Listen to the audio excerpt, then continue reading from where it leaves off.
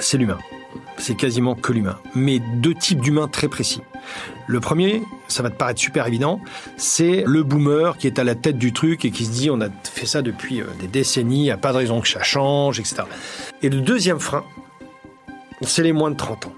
Donc, le fameux digital native qui arrive avec son Mac sous la main, son environnement de travail précis, et je lui ai dit super, on te met un PC avec Google Suite. Il me dit vous n'avez pas Outlook? Comment je fais pour travailler? Il n'y a pas Word? J'ai dit, non, on a une solution toute SaaS, extraordinaire, tu pourras travailler n'importe où. Ah oui, mais non, moi il me faut mon Mac avec le Microsoft Office. Sinon, je suis mort. Bonjour et bienvenue sur Data Driven 101, le podcast qui s'intéresse aux applications concrètes et variées de l'intelligence artificielle et de la data.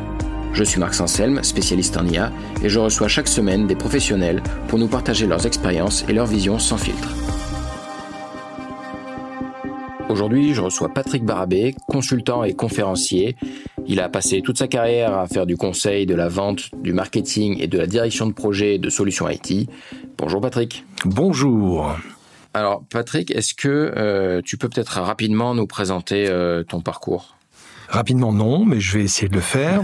C'est jamais très évident de simplifier plusieurs décennies en très peu de temps. En fait, j'ai une devise qui est simple, que j'essaie de dupliquer, qui est j'ai fait faire et maintenant j'aide à faire. Ça résume un petit peu la totalité. Je suis rentré dans la vie professionnelle en tant que développeur, programmeur. À l'époque, il y avait que 2 métiers, c'était programmeur et analyste. Et puis le chef de tous ces gens, donc 3 métiers dans l'informatique. Et puis je me suis aperçu rapidement que les informaticiens développeurs gagnaient beaucoup moins d'argent que les commerciaux qui les vendaient. Donc je me suis dit, il faut que tu deviennes vendeur de ça. Et donc j'ai commencé à vendre des solutions IT. Solution hardware pour des grands comptes, ça a très bien fonctionné. C'était l'époque, c'était une espèce de Far West où on gagnait énormément d'argent en vendant un simple ordinateur. Et puis un jour, je me suis aperçu que les gens qui étaient dans ce qu'on appelait à l'époque des SS2I, qui sont maintenant des ESN, arrivaient à vendre du service. Nous, on n'y arrivait pas. On en faisait cadeau, mais on n'arrivait pas à le vendre, le monétiser. C'était une complexité incroyable. Je me suis dit, je ne peux pas passer à côté de ça. Il va falloir que j'aille voir un petit peu comment ça se passe pour essayer de comprendre la mécanique. Je suis rentré là-dedans. J'y ai passé quelques années, je montais différents échelons, et je me suis aperçu qu'en fait, c'est pas mon truc. Ça a l'air bizarre comme ça, mais je me suis littéralement placé chez un de mes clients. Et c'est là que j'ai commencé une activité de direction de projet dans le secteur du retail, en l'occurrence. Et après, tout au long de ces années, je suis passé de la direction de projet IT à la communication marketing. Et depuis, eh bien, je fais de la communication et du marketing. Et c'est vrai que c'est quelque chose qui me plaît beaucoup. D'accord, alors indépendamment de tout ça, tu me parlais de ChatGPT et donc je me dis c'est intéressant de faire une parenthèse là-dessus. Tu es early adopter et on va dire homme d'expérience. Alors je voulais un peu avoir le déroulé. En fait, comment tu en es arrivé déjà si tôt à utiliser 3-4 fois par jour ChatGPT et à quoi ça te sert aujourd'hui ? Alors, je suis un peu early adopter de tout, depuis très très très longtemps. L'IT, la technologie m'a toujours intéressé. Bon, je vais pas remonter à trop loin, mais vraiment, ça m'a toujours beaucoup intéressé. Alors, pourquoi ChatGPT ? Déjà parce que il y a très très longtemps, j'étais un fan de ce qu'on appelait les systèmes experts. Les systèmes experts, c'est je pose une question, j'ai une petite arborescence, l'ordinateur me répond, alors en texte, il n'y avait pas de voix, il n'y avait pas tout ça, il me répond en texte, est-ce que c'est plutôt ça ou ça ? Je dis c'est ça, et hop, je finis par arriver à une conclusion ou à une réponse parmi des milliers de réponses grâce à une petite arborescence. Moi, j'étais fan de ces trucs-là, je me dis c'est génial. Et quand j'ai vu ChatGPT sortir, je me suis dit, mais est-ce que ça serait pas un peu comme ça ? J'ai commencé à passer quelques heures dessus, puis quelques jours dessus. Et quand au bout un vendredi soir, j'ai dû m'arrêter le lundi matin avec vraiment des pauses purement techniques et physiologiques, je me suis dit, il y a quelque chose à creuser, il va falloir que tu étales ton temps d'utilisation de ChatGPT. Et c'est ce que j'ai fait. Alors, ChatGPT me sert à quoi ? Déjà, ChatGPT m'a servi à une chose exceptionnelle, c'est que j'ai tendance à faire des emails, à répondre à des emails de façon extrêmement lapidaire. On m'envoie un email de 15 lignes avec 3 bullet points, je réponds oui ou non. Donc, grâce à ChatGPT, j'ai pris les emails en question, je les ai collés dans ChatGPT, j'ai fait « donne-moi une réponse dans le style de toc et signifiant ça ». Et miracle, il m'a sorti un email qui était à peu près cohérent. Je l'ai corrigé à la marge, je l'ai recollé dedans. Et depuis, la plupart de mes interlocuteurs me disent « Patrick, c'est super, enfin, tu t'es mis à envoyer des emails normaux. Génial. Et là, je me suis dit, je tiens quelque chose. Alors, je tiens quelque chose, quoi ? C'est simple, je me suis dit, je vais commencer à poser des questions. On parle beaucoup de Google qui est en train de devenir un moteur de réponse, et non plus un moteur de recherche, mais en fait, c'est le cas depuis maintenant quelques années. Google essaie vraiment de devenir un moteur de réponse, et ChatGPT est un outil de réponse. On pose des questions à ChatGPT et il répond. Alors, j'ai commencé à dire à ChatGPT, est-ce que tu connais tel bouquin ? Il m'a dit oui. Je lui ai dit, résume-moi ce bouquin en 5 points. Il m'a résumé le bouquin en 5 points. J'ai dit, c'est génial. J'ai même plus besoin de me compliquer beaucoup la vie. Je suis abonné, moi, à une solution qui s'appelle Cooper. Et Cooper, c'est des bouquins résumés. Donc, je lis énormément de choses depuis. Et quand je veux approfondir, je vais un peu plus loin. Mais très souvent, les ouvrages américains, c'est une idée, 4 exemples, développés en 2000 façons de le comprendre, parce que les Américains fonctionnent comme ça. Nous, c'est beaucoup moins le cas. Et donc ça m'a permis d'avancer. D'ailleurs, pour venir ici, avant de venir ici, je me suis dit, la data, elle est là pour permettre à l'entreprise de croître, de faire des choses exceptionnelles, d'innover, d'être performante. Et j'ai posé la question à ChatGPT. Je lui ai dit, quels sont les meilleurs bouquins sur la data dans ce sens-là ? Il m'en a sorti 5. J'ai dit, sors-moi les idées forces. Il m'a sorti les idées. J'ai dit, développe-moi chaque idée. Et j'en ai fait un petit ouvrage de 50 pages que vous allez pouvoir trouver sur, et il est totalement gratuit, il est en téléchargement, c'est un PDF, sur bit.ly/datadriven 101. Je vous invite à aller le consulter et vous verrez, le PDF est complet. Alors, je n'ai pas du tout retouché, j'ai juste mis un faux titre, etc. Et ça a été fait en moins d'une demi-heure avec ChatGPT. Donc oui, vous ne connaissez pas un sujet, ChatGPT, c'est génial, vous l'apprenez. Alors, bémol, il peut sortir d'énormes bêtises. Il faut donc, quand on fait ce genre de choses, être un peu un expert d'un sujet donné ou connaître un peu le sujet. Sinon, on tombe dans des biais cognitifs importants comme le biais de confirmation ou le biais d'ancrage. Ça peut arriver très très vite. Donc, il faut être vigilant. Et maintenant, j'utilise pratiquement tout. J'utilise ChatGPT pour savoir quand je vais à Avignon, je ne sais pas où aller à Avignon. Il me sort les principaux lieux à visiter à Avignon. C'est extrêmement bateau pour les Avignonnais, pour ceux qui connaissent. Pour celui qui n'a jamais mis les pieds, c'est un bon début, quoi. Ouais. Sur plein de sujets. En plus, moi, j'adore apprendre. Je suis extrêmement curieux. Donc, des fois, je me colle devant.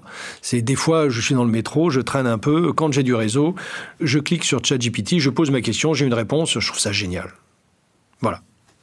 Est-ce que tu as, après ces quelques mois d'utilisation, des conseils sur comment l'utiliser efficacement, comment justement éviter ce qu'on appelle les hallucinations quand il raconte n'importe quoi ou bien qui botte en touche voilà.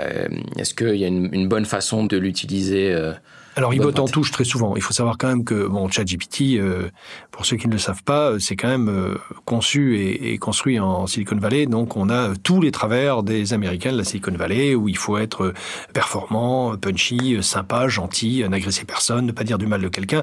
Donc, tout ça ressort de façon très importante dans ChatGPT. Et après, il y a énormément de tics de langage dans ChatGPT. Si vous lui posez 17 questions différentes, vous allez voir que les 17 textes que vous allez obtenir sont assez semblables. Donc, il va falloir beaucoup réécrire. Alors, on peut apprendre à ChatGPT à écrire selon son style. On prend le texte, on remet, moi j'ai choisi ça, on lui apprend petit à petit, il finit par écrire un petit peu comme vous écrivez. Ça évite de corriger trop, on corrige beaucoup moins. Là, moi, le principal conseil, c'est essayer. Il y en a pas d'autre. C'est essayer encore, et quand vous avez suffisamment essayé, continuez à essayer. C'est vraiment de la curiosité. ChatGPT évolue régulièrement. Il apprend, je pense, alors je ne connais pas bien le modèle technologique, mais je pense qu'il apprend de l'intégralité de toutes les recherches qui se font dans le monde et de toute la mécanique de recherche et de demande qui existe. Et donc, à ce titre-là, le ChatGPT d'il y a 6 mois, alors c'est peut-être aussi un biais, c'est parce que je l'ai éduqué, mais je l'ai regardé avec d'autres comptes et le ChatGPT d'il y a quelques mois n'est plus le même que le ChatGPT de maintenant. Et là, je ne parle que de la version gratuite. Je prends très rarement les versions payantes d'un outil pour pouvoir justement en parler au plus grand nombre possible. Tout le monde n'est pas prêt forcément à mettre quelques dizaines d'euros sur la table pour avoir un service plus performant dont on n'est pas encore capable de mesurer le gap. Voilà. Donc, déjà apprendre. Ensuite, il ne faut absolument pas hésiter à regarder tous les gens qui parlent de ChatGPT. Vous allez sur LinkedIn, vous allez sur Facebook, vous allez ailleurs. Il y a des tas de gens qui vous disent « Voici les 10 meilleurs prompts », parce qu'on appelle prompt le petit texte que l'on tape pour avoir l'information qui arrive derrière. Donc, c'est la question, c'est la formulation. Ça s'appelle un prompt. Et il y a des tas de gens qui vous font des visuels sur les 10 meilleurs prompts, les 100 meilleurs prompts, pour ci, pour ça. Utilisez-les, voyez ce que ça donne. Rien n'est acheté. La seule chose que je suggère, c'est de surtout ne pas payer pour ça. Contentez-vous déjà de ce qu'on vous propose et après faites vos propres tests. Et tôt ou tard, il faut absolument pas hésiter à tester, à essayer. Quelqu'un a une brillante idée, vous essayez pour voir ce que ça donne. Et dans les prompts que vous allez lire, il y en a qui vont vous paraître pertinents pour votre usage personnel, pour votre usage professionnel.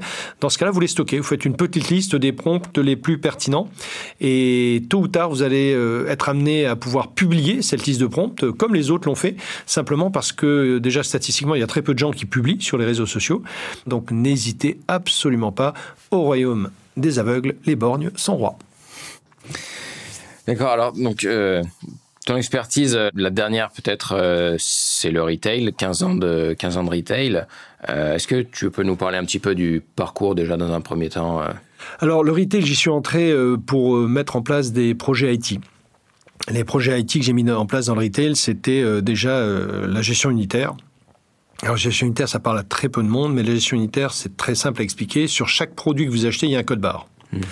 Quand vous passez ce code barre en caisse, le produit sort du stock et la valeur du produit, par exemple une bouteille d'eau à 1,50 €, sort du stock en valeur vente et vous rentrez dans votre chiffre d'affaires 1,50 €. Donc quand vous regardez vos tableaux à la fin de la journée, vous savez qu'il y a eu 200 bouteilles d'eau de 1,5 litre de la marque Oops qui est sortie.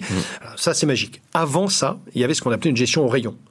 Donc vous sortiez l'équivalent de 1,50 € du rayon eau. Vous ne saviez pas si c'était 2 petites bouteilles, une grande, de la pétillante, de l'eau gazeuse et tout. Impossible.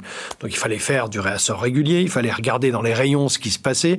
Et l'expertise, elle était vraiment du côté de l'ancien. Le vieux dans la boîte, il savait en regardant le rayon ce qui lui manquait. Il passait avec son listing, il cochait, il rajoutait. La gestion unitaire, c'est la possibilité de tout faire passer à l'unité. Ce que vous connaissez actuellement dans les magasins n'existait pas il y a 5, 10, 15, 20 ans dans les entreprises. C'est très nouveau en fait. Donc j'ai mis en place cette gestion unitaire, ce qui a été un changement fondamental au niveau des équipes et du management parce que d'un coup le sachant, ça pouvait être le stagiaire qui maîtrisait un peu plus l'informatique que le directeur de magasin qui avait 30 ans d'expérience. Ça a été une révolution. Et surtout, on avait en temps réel le chiffre d'affaires, la marge de chaque rayon, sous-rayon, bout d'étagère précis sur un sujet donné. Ça a révolutionné le monde de l'information et de la donnée dans le retail. Alors, dit comme ça, on se dit, oui, c'est magique.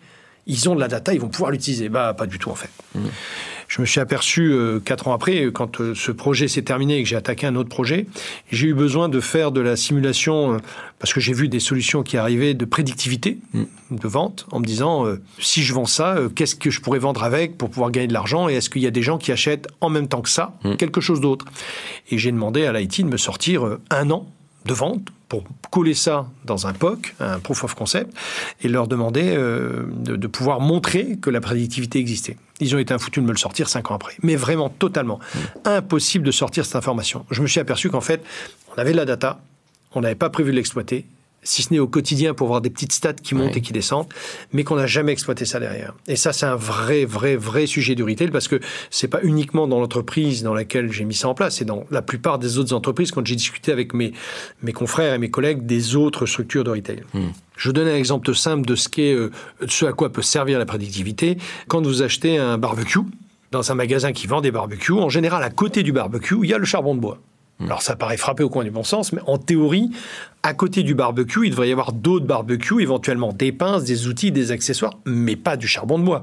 Le charbon de bois, il doit se retrouver avec le reste, les combustibles, les machins, loin ailleurs dans le rayon.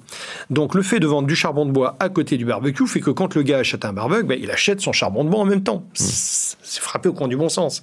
C'est la vente additionnelle. Mais la vente additionnelle, c'est quelque chose qui dépend de la data. On ne sait pas spontanément ce que les gens achètent en même temps, sauf si on a d'énormes quantités de données qu'on peut analyser. J'avais pris aussi un autre exemple un peu idiot, mais mesdames, vous envoyez votre mari acheter des couches pour bébé au supermarché, il va passer acheter des couches pour bébé. Si vous avez la brillante idée de coller à côté des couches pour bébé des packs de bière, il va se dire, après tout, je suis là, je vais quand même prendre un pack de bière. Et il va passer prendre le pack de bière. Ce qu'il n'aurait pas fait parce qu'il n'avait pas dans sa liste de courses, parce qu'il est pressé, le temps d'aller à la bière et surtout le temps de justifier qu'il est allé traîner là-bas alors qu'il a déjà 5 minutes de retard en revenant. Là, il va dire, attends, c'était à côté. Et elle pourra même le vérifier après. Ça, c'est la vente additionnelle simple. Et comment on s'en aperçoit? Parce qu'on s'aperçoit qu'il y a pas mal de gars qui achètent des packs de bière et des couches en même temps.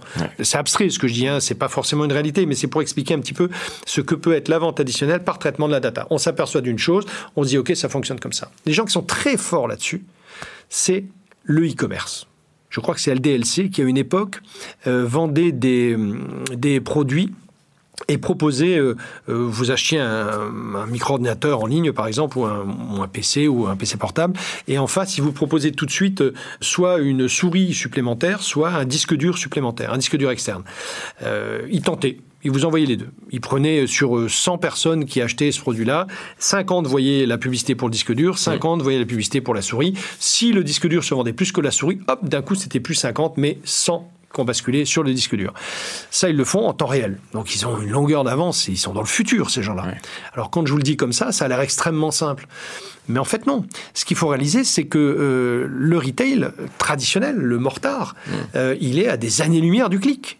Déjà parce qu'il y a des gens qui sont des humains derrière. Quand tu vois que les contrôleurs de gestion pilotent quasiment tout au millimètre, qui pilotent les directions des magasins, que les magasins sont encore des gens qui sont prioritaires en matière de business, on s'aperçoit qu'il y a un vrai gap entre le traitement de la donnée au niveau siège, IT, qui pourrait se faire avec le marketing en amont, le marketing en aval, le marketing produit, le marketing client, et la réalité du terrain magasin, il y a encore une vraie dichotomie. Il y a beaucoup de structures qui voient le e-commerce comme étant un truc un peu perché, alors que ce n'est qu'un nouveau type de magasin et qu'il faudrait le traiter comme tel. Et que les magasins mortars et les magasins clics s'enrichissent les uns des autres de leur mode de fonctionnement. Dans ce retail brick and mortar, justement, qu'est-ce qui est un frein au développement de solutions, comme tu dis, prédictives, de recommandations de produits pour faire de la vente additionnelle? Qu'est-ce qui les freine? C'est l'humain. C'est quasiment que l'humain. Mais deux types d'humains très précis. Okay. Le premier, ça va te paraître super évident, c'est le boomer qui est à la tête du truc et qui se dit on a fait ça depuis des décennies, il n'y a pas de raison que ça change, etc. Pourquoi lui? Parce qu'il est arrivé au poste où il est, parce qu'il a suivi les règles, parce qu'il a suivi la mécanique.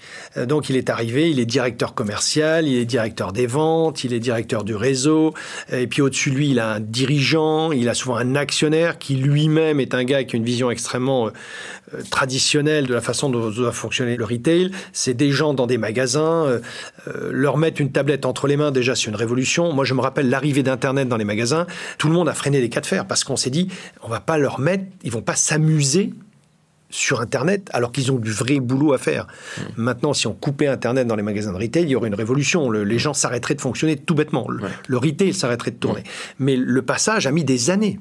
Moi, j'ai connu un actionnaire qui a quand même appelé le patron de l'IT pour lui dire « T'as mis un intranet en place, tu me l'arrêtes immédiatement. » Et il a fallu faire un on-off pour arrêter 3 jours de discussion pour lui expliquer à quoi servait l'intranet et qui réalise que non, ces salariés n'allaient pas s'amuser à regarder des chats mignons en ligne, ou écouter de la musique ou regarder des films, mais bien travailler. Et je vous parle de ça il n'y a même pas 10 ans. On ne parle pas d'il y a 30 ans. Ça n'a même pas 10 ans. Donc, il y a ce premier frein qui est un frein culturel et puis surtout un frein c'est des personnes qui ne sont pas des innovants. Ce n'est pas des innovants, ce n'est pas des innovateurs. Ce sont des gens qui ont suivi un chemin qu'on leur a tracé en disant « Tu veux arriver là, c'est bon ». Les innovateurs, ils ne sont pas souvent à ces strates-là. Et le deuxième frein, c'est les moins de 30 ans. J'ai même le moins de 35 ans. Le frein, il est monstrueux. Alors, dit comme ça, il n'y a que les vieux patrons de l'IT qui vont me dire « Ah, enfin, il y a un gars qui nous écoute et qui est d'accord avec ça. J'ai du mal à faire passer le message. » Et si je vous dis ça, c'est parce que moi, je l'ai vécu. Et je l'ai vécu quand j'ai mis en place la Google Suite dans un grand groupe de retail et que j'ai fait des interventions chez Google. J'avais les patrons de l'IT qui étaient là, des vieux bonhommes qui venaient et qui me disaient « Mais venez expliquer ça à mon patron. Moi, j'arrive pas, il me croit pas, il pense que je fais de la résistance et tout. » Mais en fait, le moins de 35 ans, même moins de 30 ans à l'époque, mais moins de 35 maintenant, parce que c'était il y a 5 ans, c'est un gars qui a été formé dans un environnement IT très précis. C'est un digital native, mais un digital native de son digital native à lui. Le meilleur exemple, pour donner un peu de contexte à ça, c'est les médias sociaux. Si vous avez un gamin qui a 25 ans, un qui en a 20 et un qui en a 15, vous allez voir qu'ils n'utilisent absolument pas du tout les mêmes outils, qu'ils ne communiquent pas entre eux, et que pour communiquer entre eux, ils se voient, ils se parlent. Au pire, ils utilisent un outil commun qui est un petit peu moyen pour les deux, mais entre celui qui utilise Insta, celui qui utilise Snap, celui qui utilise TikTok, celui qui utilise Discord, celui qui utilise et d'autres outils, ils n'utilisent pas les mêmes outils. Et moi, j'ai vu arriver en entreprise des jeunes qui me disaient... le fameux digital native qui arrive avec son Mac sous la main, son environnement de travail précis, et je lui ai dit super, on te met un PC avec Google Suite. Il me dit vous n'avez pas Outlook, comment je fais pour travailler? Il n'y a pas Word. Je dis, non, on a une solution toute SaaS, extraordinaire, tu pourras travailler n'importe où. Ah oui, mais non, moi il me faut mon Mac avec le Microsoft Office. Sinon, je suis mort. Et le gars de 40 balais dans l'entreprise, je ne parle pas du patron, là, je parle de l'utilisateur, c'est là où j'ai le moins de résistance, 45 et plus, c'est les gars, quand j'avais le plan de formation, je les réunissais et je leur disais, alors les gars, on vous met en place la Google Suite, qui veut être formé là-dessus et comment on s'organise? Tous les plus de 45 ans, à part les 2-3 réfractaires qui ont encore des téléphones à clapper et qui n'avaient pas de smartphone, mais la plupart m'ont répondu la même chose, c'est, écoute, on teste, on voit, si on a besoin, on vient de voir. Entre parenthèses, on n'est pas plus con que les jeunes, on va y arriver. Parce que ça fait quand même 40 ans qu'ils font ça. Ils sont passés du papier, du manifold, pour ceux qui savent ce qu'est un manifold, à l'informatique toute moche en texte, à Windows, et à des environnements extrêmement graphiques. Et puis maintenant, à des solutions en SaaS, sur des plateformes, en PaaS, etc. Donc, ces gens-là se sont adaptés. Ils n'ont pas eu le choix. Les jeunes qui ont connu un environnement précis, ils ne veulent pas s'adapter. Mais ce qui est humain, ce n'est pas un problème de jeunes, c'est humain. Ils résistent, et ils ont raison de résister. Donc on se retrouve avec 2 types de résistance dans l'adoption des solutions dont tu parlais tout à l'heure. C'est les vieux à des postes de responsabilité, parce que s'ils avaient été un peu innovants, un peu funky, etc., ils n'auraient jamais pu monter jusque-là, parce qu'on ne fait monter là-dedans que des gens qui ont un mindset très précis. Et les jeunes qui arrivent en entreprise, et ils sont de plus en plus nombreux, parce qu'on a tendance à se débarrasser des seniors. Et dans certaines structures, notamment dans l'IT, les seniors, ça démarre à 45 balais, voire même moins pour les femmes, et à les remplacer par des jeunes, donc des générations X, Y, Z, qui sont de moins en moins appétentes pour l'évolution rapide des technologies. Voilà. Donc, on voit que tu es vulgarisateur dans le domaine de la conférence en particulier. Est-ce qu'il y a quelque chose que tu dois toujours répéter et qui, pour toi, serait une évidence dans 10 à 20 ans?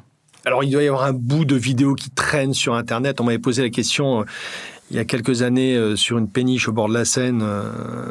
Qu'est-ce que tu penses qui sera très important dans 1 an, 2 ans ou 3 ans? Et j'avais répondu la personnalisation.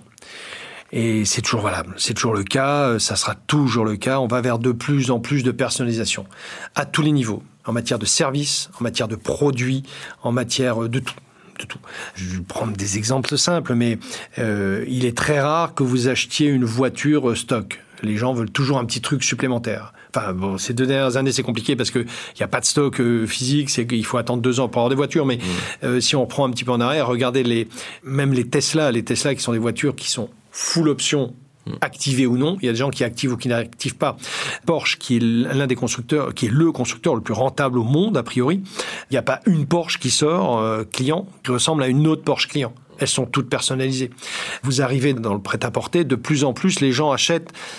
Alors, les gens qui ont peu de moyens achètent des produits de fast fashion. Mais pourquoi la fast fashion fonctionne? Parce qu'ils ont très rapidement un produit que le voisin n'a pas. Ça leur donne l'illusion de la personnalisation. Il y a quelques années, un grand chausseur, un fabricant de souliers extraordinaire qui s'appelle Berluti, avait commencé à tatouer les chaussures. Pourquoi? Parce que vous n'aviez plus le même Richelieu que le gars d'à côté. Vous aviez un tatouage différent. Ça coûtait beaucoup plus cher. Déjà, une paire de Berluti, ça coûte un bras, presque un SMIC. Donc, on avait ça. Et ça, c'est une tendance qui est passée du très haut luxe au luxe, du luxe au prêt-à-porter abordable, et c'est en train de descendre. Les gens veulent de plus en plus de personnalisation. Et ça, quel que soit le secteur d'activité. Donc, dans tout ce que je fais, parce que toutes les conférences que je fais sont en général orientées autour de comment être meilleur, plus performant, gagner plus de sous, etc. Parce que sinon, les gens ne se déplacent pas. Hein. Si je raconte ma vie, je ne suis pas un stand-upper, donc ça n'intéresse personne. Eh bien, je glisse toujours ça à l'intérieur. Personnaliser. Et pour personnaliser, il n'y a pas 36 solutions. Il faut de la data. Il faut savoir à qui on s'adresse. Il faut que, au bout de quelques secondes, voire quelques minutes de navigation sur un site internet, on identifie assez rapidement le type de profil dans lequel on va pouvoir vous ranger pour vous proposer à vous, Parisiens, Français, classe moyenne, le t-shirt de couleur un peu funky qui va vous correspondre avec le petit motif sympa qui n'est pas présent forcément tout de suite dans le catalogue. Et il se trouve que ça va être le même que un gars qui ne fait pas forcément la même chose que vous, mais qui est en Alabama et qui est fonctionnaire, mais qui a eu à peu près le même comportement que vous au départ. Donc le reste, On est capable de le prédire. Si vous avez le même type de comportement et que ça continue, on sait que vous allez aimer ce truc-là parce que le gars en question, il l'a aimé. Et ça, c'est la personnalisation. Ça, c'est en prédictivité, personnalisation. Et il y a des sites qui marchent très bien. Vous avez des sites de t-shirts où vous pouvez acheter un t-shirt avec un modèle dessus. Il y a de plus en plus de gens qui utilisent des outils comme Vistaprint, par exemple, pour imprimer leur propre t-shirt, avec leur propre visuel dessus, leur propre texte, simplement parce qu'ils sont les seuls à l'avoir et parce qu'eux trouvent ça rigolo. Ce qu'ils ne réalisent pas, c'est que sur une mécanique de longue traîne, alors je vous invite à lire un livre sur la longue traîne, mais sur une mécanique de longue traîne, là où vous pensez que vous êtes le seul parmi vos 100 potes ou 100 copains ou copines à apprécier ce genre de produit, sur le monde entier, vous êtes des dizaines de milliers. Donc il y a potentiellement un business à monter. Donc ce qu'il faut se dire, c'est que la personnalisation va être la clé absolue dans les années à venir de tout. Alors, dans le domaine de l'IT, de l'intégration, la gestion de projets IT, il y a un domaine que tu maîtrises qui est le Shadow IT. Alors, peut-être, je peux déjà te laisser la main pour nous définir ce que c'est que le Shadow IT. Alors, le Shadow IT, là, il y a plein de définitions sur le web. Je vous invite à taper Shadow IT. Il y a des gens qui vont mieux en parler que moi, mais ma version de la définition de Shadow IT, c'est en gros... Déjà, il faut définir ce qu'est l'IT. L'IT, c'est tout ce qui est le système d'information de l'entreprise. L'entreprise a décidé que vous allez travailler sur le pack-office dans un environnement Microsoft, Windows, sur des PC, en utilisant SAP, un logiciel de gestion de paye ou un tel, etc., etc. Ça, c'est l'IT de l'entreprise. Et à un moment donné, il y a un truc qui vous manque. Un logiciel de traitement d'image. Alors, vous allez faire une demande interne. On va vous dire, OK, le produit qui a été agréé, c'est Photoshop. Photoshop, ça coûte tant de centaines d'euros par mois ou par an. Il faut que tu fasses une demande à ton supérieur hiérarchique, etc., etc. Le problème, c'est que vous avez un livrable sous 3 jours et que le processus de demande et de validation, il dure 10 jours. Ouais. Quand c'est accepté. Donc, à un moment donné, vous vous dites, je vais me débrouiller tout seul. D'ailleurs, on vous dit fortement, débrouille-toi tout seul, ou je veux pas le savoir, ou il faut que tu me rendes ce truc. En gros, démerde-toi. Ouais. Le Shadow IT, c'est le syndrome démerde-toi. Voilà. Ça veut dire que la personne va trouver une solution par elle-même, une solution informatique, parce qu'il n'y a pas beaucoup de gens qui vont développer un logiciel de traitement de dessin sur un coin de table. Donc, ils vont chercher une solution. Ils vont chercher une solution pour gérer des budgets. Ils vont chercher une solution pour sortir des statistiques. Ils vont chercher une solution pour faire des jolis camemberts, etc. plus rapidement que ne le fait un PowerPoint et de façon plus jolie et plus automatique. Puis maintenant, vous avez même de l'IA. Vous injectez un texte, un thème, il vous sort 50 slides derrière. Pourquoi je me foulerais? Puisque ça existe déjà. Pourquoi je m'embêterais avec un truc super compliqué? Et ça, c'est ce qu'on appelle le Shadow IT. En fait, Shadow IT, c'est l'informatique invisible par la structure informatique de l'entreprise. Tout ce que le patron de l'informatique de l'entreprise ne voit pas en matière d'informatique, c'est le Shadow IT. C'est dans l'ombre. Il ne sait pas ce qui se passe. Et le Shadow IT, c'est monstrueux. Et vous avez beau mettre tous les bridages que vous voulez, il y en aura toujours. Le nombre d'entreprises, et là, je veux bien que les gens qui nous écoutent mettent un petit commentaire, si besoin, sur non, chez moi, personne n'utilise WhatsApp pour communiquer de façon professionnelle. Si on en a beaucoup, c'est miraculeux. Très rapidement, vous avez beau avoir Teams, vous avez beau avoir tout ce que vous voulez. WhatsApp, il est partout. On le bride sur les téléphones pro, pas de problème. Si on a vraiment besoin de bosser, dans l'équipe, on va l'utiliser sur le téléphone perso. Il faut vraiment être vigilant sur la porosité qu'il y a et qui existe et qui est imparable entre l'usage d'outils personnels et l'usage d'outils professionnels en entreprise. Et le Shadow IT, surtout, a basculé il y a quelques années quand l'informatique personnelle est devenue plus performante à moindre coût que l'informatique professionnelle. Jusqu'à il y a à peu près 6-7 ans, la technologie, la performance, elle était en entreprise. Il y avait des gros ordinateurs, il y avait du traitement rapide, il y avait des écrans incroyables et tout. Et quand on arrivait à la maison, c'était pas en noir et blanc et à galène, mais pas loin. Les imprimantes étaient moches, c'était fragile et tout. Maintenant, vous avez chez vous des imprimantes 3D à des coûts raisonnables, vous avez des écrans monstrueux qui coûtent une centaine d'euros, vous pouvez avoir un écran extraordinaire alors que l'entreprise vous colle un truc tout petit, tout moche à 10 euros. Vous avez des ordinateurs 3 à 4 fois plus puissants quand vous l'achetez pour vous plutôt que l'ordinateur de l'entreprise qui a des contraintes techniques extrêmement lourdes. En gros, vous roulez dans une BMW quand vous êtes à la maison et on vous donne une Clio commerciale au bureau. Mais c'est vraiment de cet ordre-là. Ce qui fait que beaucoup de gens, et alors ça a accéléré avec le télétravail, ont du mal à travailler sur leur environnement de travail professionnel, simplement parce qu'il est lent, peu performant, et qu'on leur demande de la performance et de la rapidité. Et alors, du coup, qu'est-ce qu'on peut faire quand on est responsable de l'IT, quand on est dirigeant? Comment on fait pour que dans une entreprise, les gens utilisent les bons outils au sens de n'enfreignent pas les contraintes de confidentialité, les contraintes de sécurité importantes de l'entreprise? Déjà, il faut bien être conscient quand on est patron d'IT, mais même quand on est patron tout court ou quand on est dirigeant ou manager, que le plus gros problème de sécurité de l'informatique se situe entre le clavier et le dossier du siège. En gros, c'est le bonhomme, quoi. Le bonhomme ou la bonne femme. La principale source de problème en matière de sécurité, elle est là. Elle n'est pas ailleurs. La première chose à faire, c'est expliquer aux gens quels sont les risques et quels sont les problèmes. Ça n'est pas acquis. Et c'est pas parce que vous avez demandé, parce que la DRH, en recrutant une personne, a demandé est-ce que vous maîtrisez le pack office, elle a coché la case oui, que vous êtes sûr qu'il comprend même ce qu'il fait au quotidien sur l'informatique. Ce sont des domaines d'activité qui ne sont pas enseignés à l'école, qui ne sont pas enseignés dans la vie courante. On part du principe que vous vous débrouillez dessus. C'est faux. Il y a un outil extraordinaire qui s'appelle le PCIe qui permet de mesurer les compétences de façon très académique d'une personne sur les outils bureautiques. On va vous demander la copie de votre bac, la copie du diplôme que vous avez obtenu ou des diplômes que vous avez obtenus, même la mention si vous l'avez, même quand vous avez 45 ans, on vous demandera jamais une certification Voltaire. C'est en gros savoir si vous êtes capable d'écrire correctement alors que vous êtes censé pondre des rapports.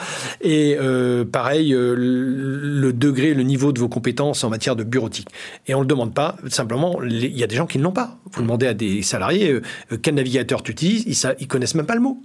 Il y a un vrai sujet là-dessus, une véritable éducation. Donc déjà, il faudrait trouver un système qui fait qu'on vérifie la compétence d'un collaborateur donné en matière de sécurité.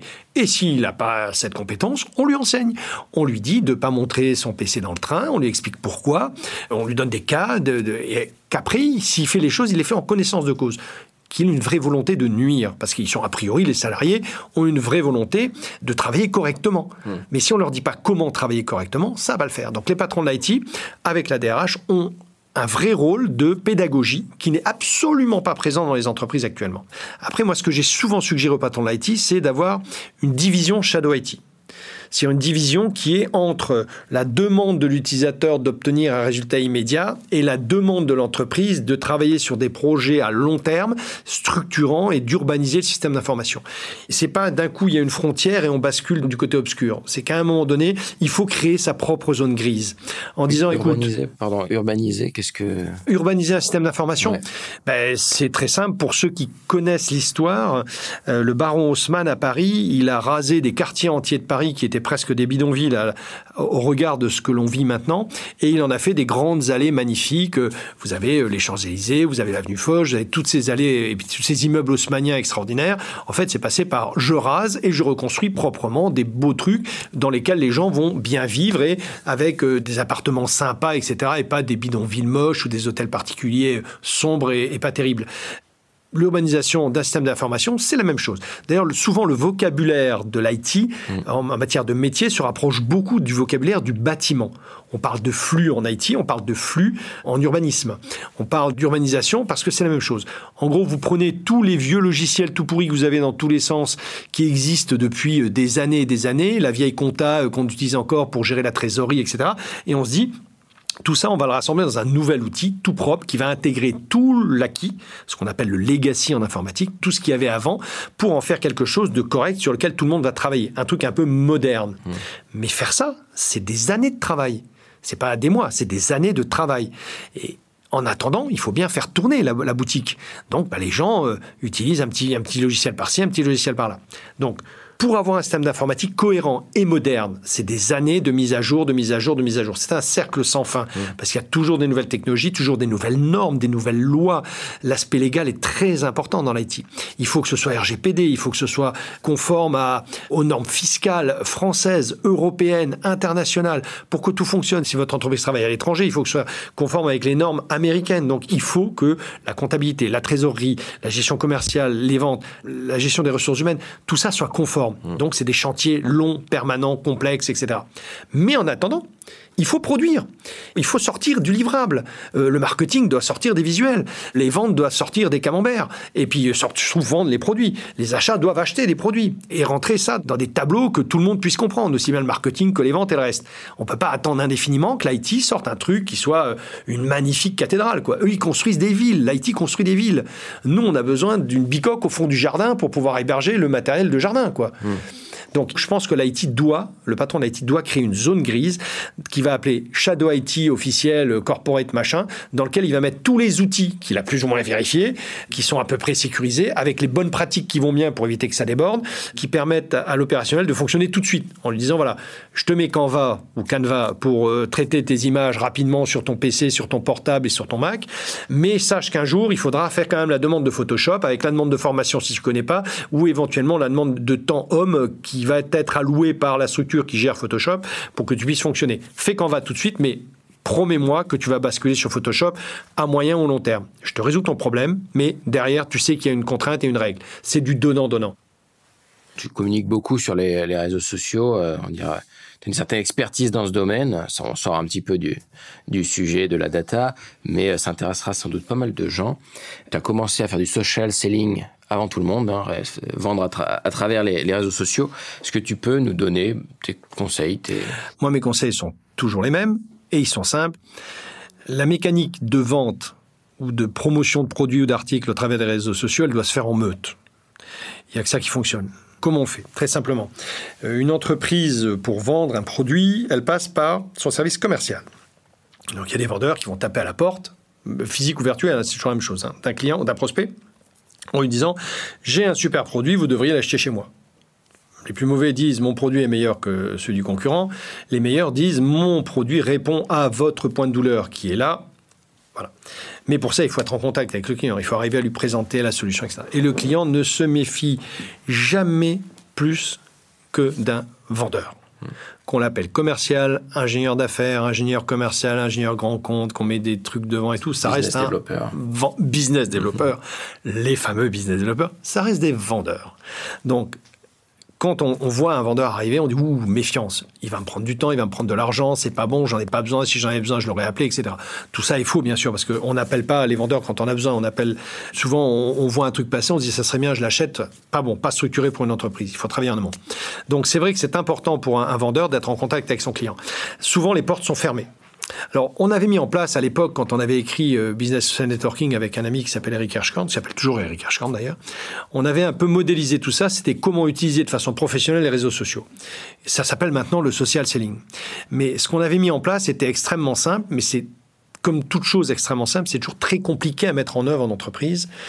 Et c'est quelque chose dont j'entends très très peu parler. Très peu de gens fonctionnent comme ça. Et très honnêtement, ce que je vais vous dire là, ça va avoir l'air frappé au coin du bon sens et beaucoup de gens vont certainement se dire en l'écoutant, mais pourquoi on ne fait pas ça ? Essayez de le mettre en œuvre et vous comprendrez pourquoi on ne fait pas ça. Parce que c'est un peu compliqué.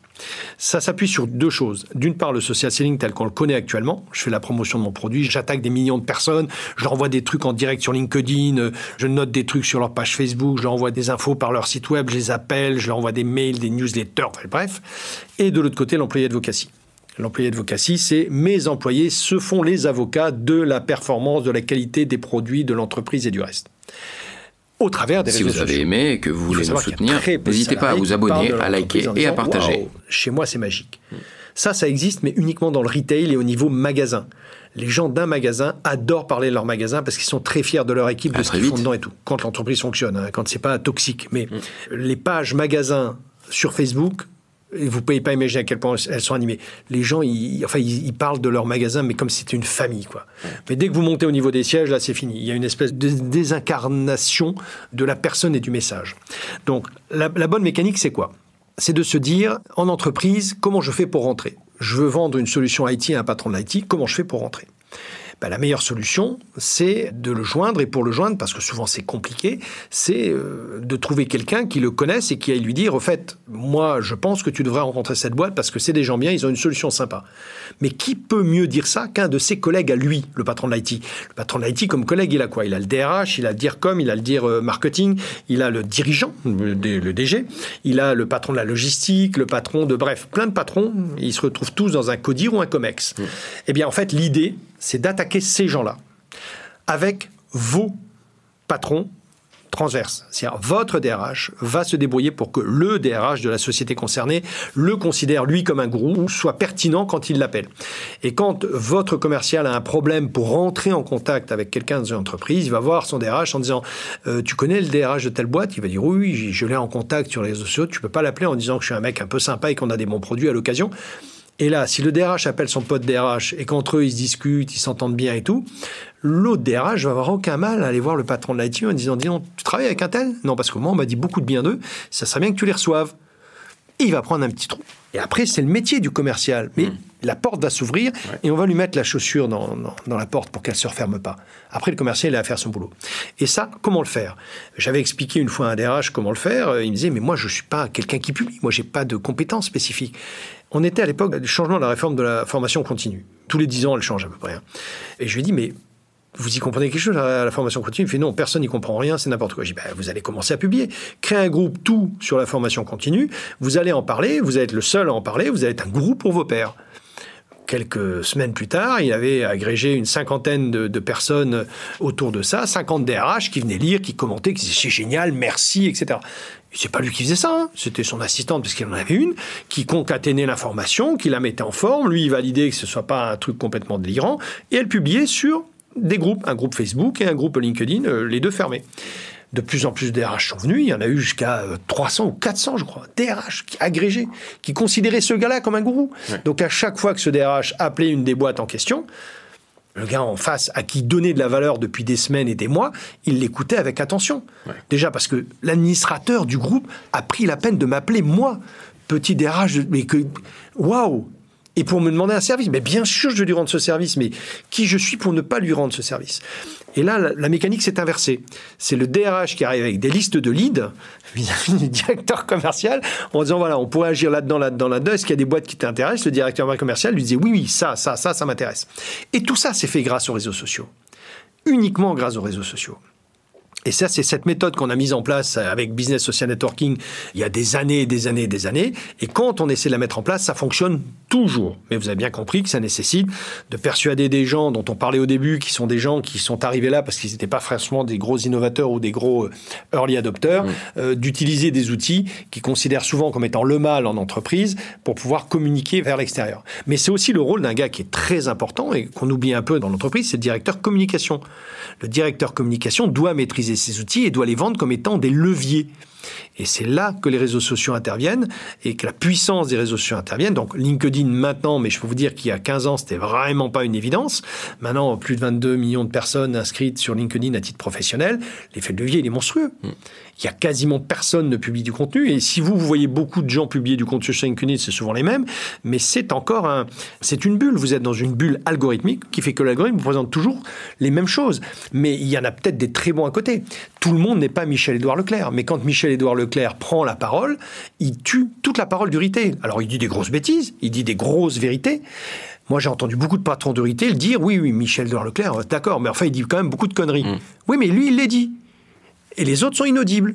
Donc, mon premier message, c'est patron d'entreprise, communiquez, incarnez votre communication.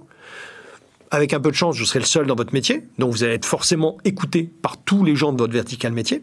Et ensuite, directeurs commerciaux, mettez en place cette mécanique au sein de votre entreprise. Faites avec le directeur de la com, de chacun de vos directeurs métiers, un gourou, un sachant, et qu'il le montre sur les réseaux sociaux. Ce que vous montrez sur les réseaux sociaux n'est en aucun cas ce que vous êtes. Donc, vous pouvez être une quiche en communication, vous pouvez ne pas savoir écrire, mais si vous avez un bon DIRCOM, derrière, avec un peu de ChatGPT, il va vous sortir des textes invraisemblables. Est-ce que là-dessus, j'ai été clair? Très clair. Merci, Patrick. Je vous en prie. Vous venez d'entendre Patrick Barabé, consultant et conférencier sur Data Driven 101.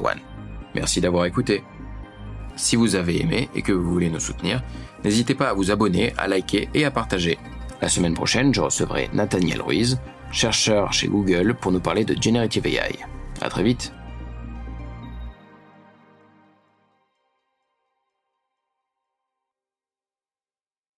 Data Driven 101 est rendu possible par Scopeo, agence d'intelligence artificielle. Donnez de l'élan à vos projets IA en vous rendant sur scopeo.ai.